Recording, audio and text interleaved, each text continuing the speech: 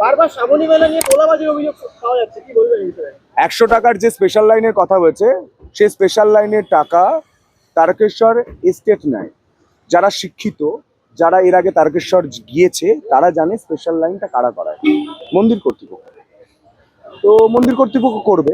যদি কারোর মনে হয় খুব অসুবিধা হচ্ছে, ব্যক্তিগত উদ্যোগে, কারণ সরকার তো কোনো মন্দিরকে পয়সা দিতে পারে না, ব্যক্তিগত উদ্যোগে মন্দির চালানোর জন্য যে খরচ আছে, সেটা মহন্ত মহারাজ তিনি নিজে বলেছেন যে ওনাকে কেউ ব্যক্তিগত উদ্যোগে যদি দেয়, তাহলে উনি স্পেশাল লাইন বন্ধ করে দেবেন। এবং আপনি নিজে বলুন, গঙ্গা থেকে আমি নিজে প্রায় 40 কিলোমিটার রাস্তা হেঁটে গিয়েছি। যারা পায়ে হেঁটে অত দূর যাচ্ছেন, তারা যে নর্মাল লাইনে জল ঢালছেন, যিনি ট্রেনে যাচ্ছেন, যিনি বাসে যাচ্ছেন, যিনি গাড়িতে যাচ্ছেন, তারা ওই লাইনে কিভাবে ঢুকতে পারে?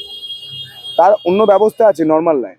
কিন্তু আপনার বাড়িতে একটা বাচ্চা ছেলে নিয়ে আপনি গেছেন, শিশু নিয়ে, আপনার বৃদ্ধ বাবা মাকে নিয়ে গেছেন, আপনি ওই ভিড় অতিক্রম করে ঢুকতে পারবেন না।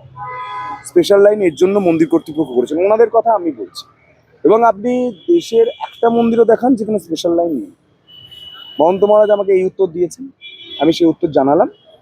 আর অনেকের তো জ্বলবে, কারণ শ্রাবণী মেলা এই তো প্রথম হচ্ছে না, 300 বছর ধরে হয়ে আসছে, প্রায় 300 বছর, 3 বছর কম, 300 বছর হয়ে আসছে। শ্রাবণী মেলা যে এত সুন্দর হয়, কোনোদিন কেউ ভেবেছিল? করা তো দূর।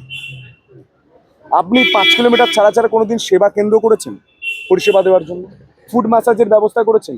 রাস্তায় খালি পায়ে হেঁটে আসছে, তাদের পায়ে চোট লাগছে, আপনি সেই পা নিয়ে কোনোদিন ভেবেছেন? তারা যে জল নিয়ে আসছে, তাদেরকে পানীয় জল দেওয়ার কথা ভেবেছে? তাদের শৌচালয়ের প্রয়োজনে 40 কিলোমিটার আসতে না করে হলো আপনার 12 থেকে 13 ঘন্টার বেশি সময় লাগে। তার শৌচালয়ের কথা ভেবেছেন? তাদের ভোজনের কথা ভেবেছেন? ভাবেননি। এ রাজ্যের প্রথম মুখ্যমন্ত্রী শুভেন্দু অধিকারী মহাশয় ভেবেছেন, শুধু ভাবেননি, করে দেখিয়েছেন। 2 তারিখ তারকেশ্বর তিনি গিয়েছিলেন, আমি পুরো প্রজেক্ট রিপোর্ট ওনাকে জমা দিয়েছিলাম। উনি আমাকে বাহবা দিয়ে বলেছিলেন সব কটা কাজ করব। সেখানে হেলিকপ্টার থেকে ফুল ছড়ানো থেকে শুরু করে, সেবা শিবির থেকে শুরু করে, দুধপুকুরের laser and light show, light and sound show যেটা আপনারা দেখতে পাচ্ছেন, সেটা থেকে শুরু করে ড্রোন শো পর্যন্ত হচ্ছে। আপনাদের জানিয়ে রাখবো, 15ই আগস্ট দেশের স্বাধীনতা দিবস। ওই দিন পবিত্র লগ্নে তারকেশ্বরের আকাশে সন্ধ্যে 7টা থেকে 8টার মধ্যে ড্রোনের মাধ্যমে যে চিত্র তুলে ধরা হবে, তা গোটা দেশ, গোটা রাজ্য মনে রাখবে। বিধায়কদের জন্য মুখ্যমন্ত্রী যেটা ঘোষণা করলেন, কি বলবেন? এটা আগে করা উচিত ছিল। সমস্ত বিধায়ক সেবা দিয়ে থাকে।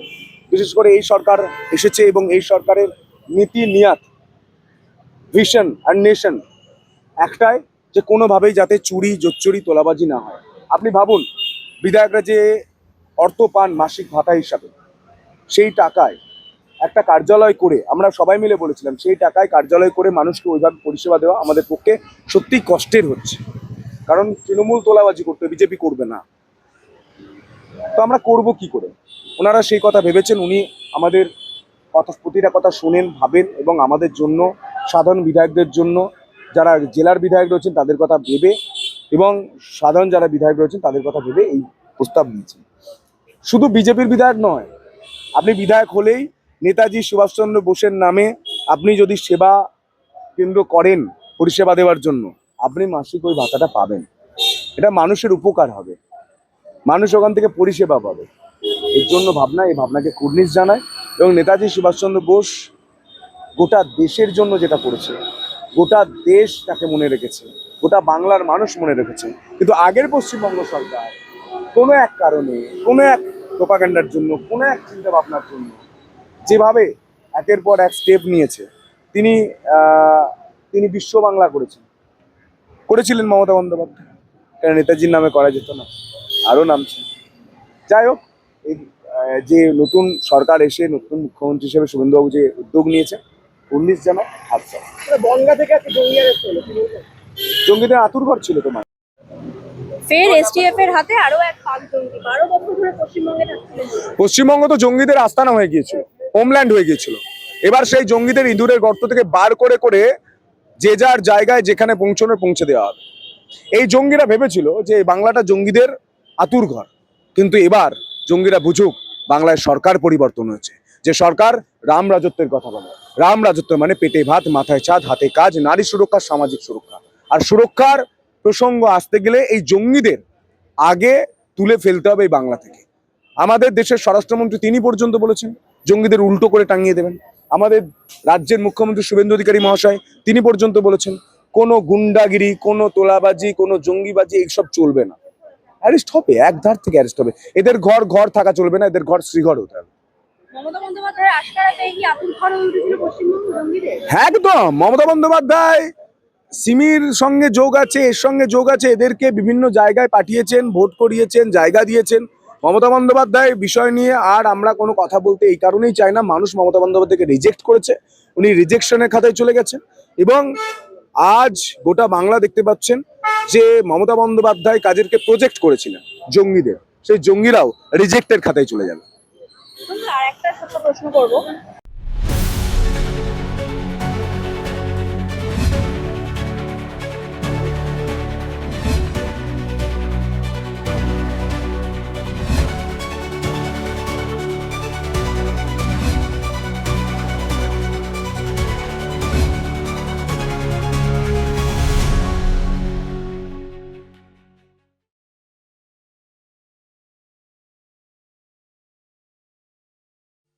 এমএস আনন্দময় বর্মন সহ আমাদের উত্তরবঙ্গের ভারতীয় জনতা পার্টির অনেক বিধায়ক বৃন্দরা এখানে এসেছেন, যারা কোচবিহার, আলিপুরদুয়ার, উত্তর দক্ষিণ দিনাজপুর, জলপাইগুড়ি ইত্যাদি জেলা থেকে নির্বাচিত। এনারা আমার কাছে বিধানসভাতে টাইম চেয়েছিলেন, আমি 5:30টায় টাইম দিয়েছিলাম, কিন্তু আমার একটা প্রোগ্রাম থাকায় খানিকটা বিলম্ব হয়েছে। এরা আমার কাছে এসেছেন যে কিছু মানুষ বিশ্ববন্দিত আমাদের পরম সম্মানীয় নেতাজি সুভাষচন্দ্র বসুকে কেন্দ্র করে দু একজন প্রকাশ্যে আর অনেকে বলবো না, গুটি কতক নেতাজি সুভাষচন্দ্র বসুকে একজন প্রকৃত দেশপ্রেমিক ও ভারতবর্ষের স্বাধীনতা পাইয়ে দেওয়ার ক্ষেত্রে প্রধান স্থপতি হিসেবে প্রত্যেকেই স্বীকার করে, আপামর মানুষ। আমরা এই বিষয়ে লক্ষ্য রেখেছিলাম। আমার সঙ্গে ডিজিপি সিদ্ধিনাথ গুপ্তাজি রয়েছেন, ADG law and order Ajay Ranade রয়েছেন। আমরা পরিষ্কারভাবে আমাদের সাইবার সেলকে ইনস্ট্রাকশন দিচ্ছি, মিস্টার সঞ্জয় সিং আছেন ডিজি সাইবার, এবং ওখানে অশোক প্রসাদও আছেন, তাকে ডিজিপি সাহেব নির্দেশ দেবেন, যারা সোশ্যাল মিডিয়াতে পশ্চিমবঙ্গের অধিবাসীরা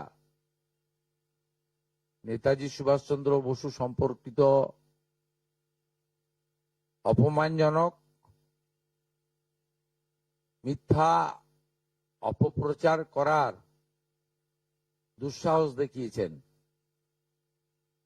তাদের বিরুদ্ধে সরকারি ব্যবস্থা নিক। আজকে উত্তরবঙ্গের বিধায়ক এবং মন্ত্রীরা মুখ্যমন্ত্রীর কাছে দাবি করেছেন। আমি এনাদের দাবিকে সমর্থন করি, এবং মূলত যারা এসেছেন উত্তরবঙ্গের, তারা সবাই রাষ্ট্রবাদী, দেশপ্রেমিক এবং সনাতন সংস্কৃতিতে বিশ্বাস করেন এবং রাজবংশী সম্প্রদায়ের মানুষ।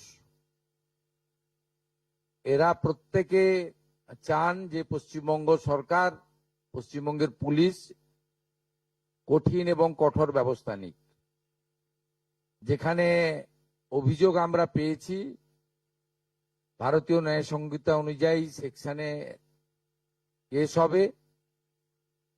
ফেসবুককে এবং সোশ্যাল মিডিয়ার যে প্ল্যাটফর্ম আছে, তার যে সিস্টেম আছে, সেটাকে আমরা রাজ্য সরকারের পক্ষ থেকে সোশ্যাল মিডিয়া প্ল্যাটফর্মেও তাদের বিরুদ্ধে ব্যবস্থা নেওয়ার জন্য লেখার ব্যবস্থা করছি, এবং নির্দিষ্ট ধারাতে গ্রেপ্তারিও শুরু করার জন্য পুলিশকে নির্দেশ দেওয়া হচ্ছে। এবং আমি, যারা দুঃসাহস দেখিয়েছেন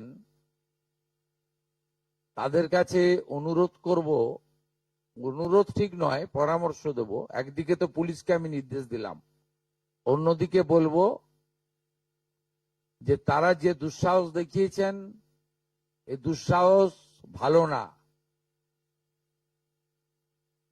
এবং এটা পশ্চিমবঙ্গ সরকার, পশ্চিমবঙ্গ পুলিশ ভালোভাবে নিচ্ছে না।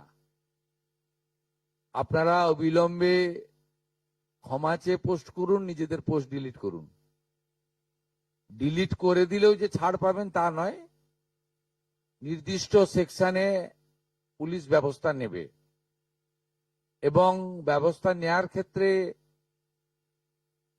পুলিশ নিজেরাই সিদ্ধান্ত নেবে, ওখানে আমরা কোনোভাবে হস্তক্ষেপ করব না। তারা আইনে যা যা সেকশন আছে সেটার মধ্য দিয়ে করবেন। আমি ধন্যবাদ জানাবো আমাদের উত্তরবঙ্গের এতজন বিধায়ক, তারা যারা রাষ্ট্রবাদ এবং দেশপ্রেমের পক্ষে লড়াই করেন,